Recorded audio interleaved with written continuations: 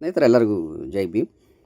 ಪರಮಪೂಜ್ಯ ಬೋಧಿಸತ್ವ ಸಂವಿಧಾನ ಶಿಲ್ಪಿ doctor Baba Saheb B R Ambedkar ಅವರು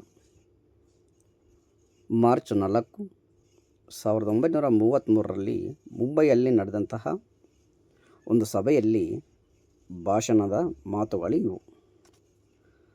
ಅಂದಿನ ಮಾತುಗಳು ಇಂದಿಗೂ ಸಹ ಬಲವಾದ ಎಚ್ಚರಿಕೆಯನ್ನು ನೀಡ್ತದೆ.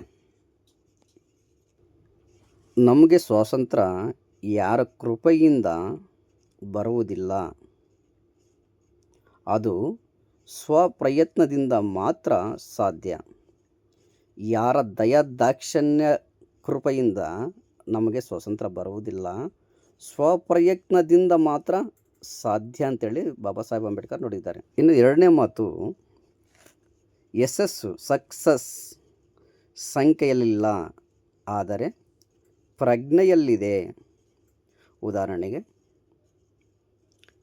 ರೈಸಲ್ಲಿ ಕುದುರೆಗಳೆಲ್ಲ ಸಂಖ್ಯೆಯಲ್ಲಿ ನಿಂತ್ಕೊಳ್ತವೆ, ಆದರೆ ವಿನ್ನರ್ ಆಗೋದು ಒಂದೇ ಕುದುರೆ ಮಾತ್ರ ವಿನ್ ಆಗುತ್ತೆ. ಆದರೆ ಆ ಕುದುರೆ ಪ್ರಜ್ಞೆಯಲ್ಲಿರ್ತದೆ, ಮಿಕ್ಕಿದವಲ್ಲ ತನ್ನ ಗುರಿಯನ್ನು ಮರ್ತೋಗಿರ್ತವೆ. ಹಾಗೆ ದೊಡ್ಡ ದೊಡ್ಡ ಸಂಖ್ಯೆಗಳು ಅಗತ್ಯವಿಲ್ಲ. ಅರಿವು, ಶಿಕ್ಷಣ, ಜಾಗೃತಿ ಮತ್ತು ಸ್ವಾಭಿಮಾನವನ್ನು ಹೊಂದಿರುವ ಸಂಘಟಿತ ಗುಂಪು ಮಾತ್ರ ಇತಿಹಾಸವನ್ನು ಬದಲಿಸಬಹುದು. ಇದು ವಿಮೋಚನೆಯ ನಿಜವಾದ ಮಾರ್ಗ. ಏನು ನೀಲಿ ಶಾಲು ಹಾಕ್ಕೊಂಡು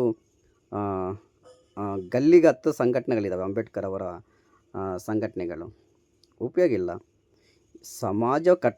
ಸಮಾಜಕ್ಕೆ ಅರಿವು, ಶಿಕ್ಷಣ, ಜಾಗೃತಿ ಮೂಡಿಸೋದು, ಸ್ವಾಭಿಮಾನದಿಂದ ಹೊಂದಿರುವ ಸಂಘಟನೆಯು ಮಾತ್ರ ಇತಿಹಾಸವನ್ನು ಬದಲಾಯಿಸಬಹುದು. ಇನ್ನು ಮಿಕ್ಕಿದವೆಲ್ಲ ಲೆಕ್ಕಕ್ಕುಂಟು, ಆಟಕ್ಕಿಲ್ಲ. ಊರು ತುಂಬ ನಂಟ್ರೆ ತಟ್ಟೆಗೆ ಊಟ ಕೊಡೋರು ಯಾರಿಲ್ಲ. ಇಷ್ಟು ಲಕ್ಷಗಟ್ಟಲೆ ಬಾಬಾ ಸಾಹೇಬ್ ಬಿ ಆರ್ ಅಂಬೇಡ್ಕರ್ ಅವರ ವಿಚಾರಗಳನ್ನು ಹಂಚಿಕೊಳ್ತಾ ಇದ್ದಾರೆ, ಸಂಘಟನೆಗಳು ಮಾಡ್ಕೊಂಡಿದ್ದಾರೆ, ಮತ್ತು ಇನ್ನು ಏನು ಮಾಡ್ತಾ ಇದ್ದಾರೆ. ಆದರೆ ಬಾಬಾ ಸಾಹೇಬ್ ಬಿ ಆರ್ ಅಂಬೇಡ್ಕರ್ ಅವರ ವಿಮೋಚನಾ ರಥ ಮಾತ್ರ ಕುಂಠಿತವಾಗಿದೆ. ಕಾರಣ, ಅರಿವಿಲ್ಲ, ಶಿಕ್ಷಣ ಇಲ್ಲ, ಜಾಗೃತಿ ಇಲ್ಲ, ಸ್ವಾಭಿಮಾನ ಇಲ್ಲ. ಇಂಥ ಸಂಘಟನೆಗಳು ಇನ್ನೆಲ್ಲಿ ಯಶಸ್ಸನ್ನು ಕಾಣ್ತವೆ? ಎಷ್ಟೇ ಸಂಘಟನೆಗಳು ಮಾಡಿಕೊಳ್ಳ್ರಿ, ಬಾಬಾ ಸಾಹೇಬ್ ಬಿ ಆರ್ ಅಂಬೇಡ್ಕರ್ ಅವರ ತತ್ವ ಸಿದ್ಧಾಂತದ ಬಂಡೆ ಮೇಲೆ ಬುನಾದಿ ಹಾಕಿದ್ರೆ ಶಾಶ್ವತ ಇರುತ್ತೆ. ಮರಳಲ್ಲಿ ನೀವು ಬುನಾದಿ ಕಟ್ಕೊಂಡ್ರೆ ಸುನಾಮಿತ ಕೊಚ್ಚೋಗುತ್ತೆ. ಹೆಸರಿಗೆ ಮಾತ್ರ ಅಂಬೇಡ್ಕರ್ ಅವರ ಸಂಘಟನೆಗಳು, ಅವು ಸಮಾಜಕ್ಕೂ ಉಪಯೋಗ ಆಗಲ್ಲ, ಆ ಸಂಘಟನೆಯಿಂದ ಸಮಾಜನೂ ಬೆಳೆಯಲ್ಲ, ಕುಂಠಿತವಾಗುತ್ತೆ. ಸಾಕೆ ನಾರಾಯಣ.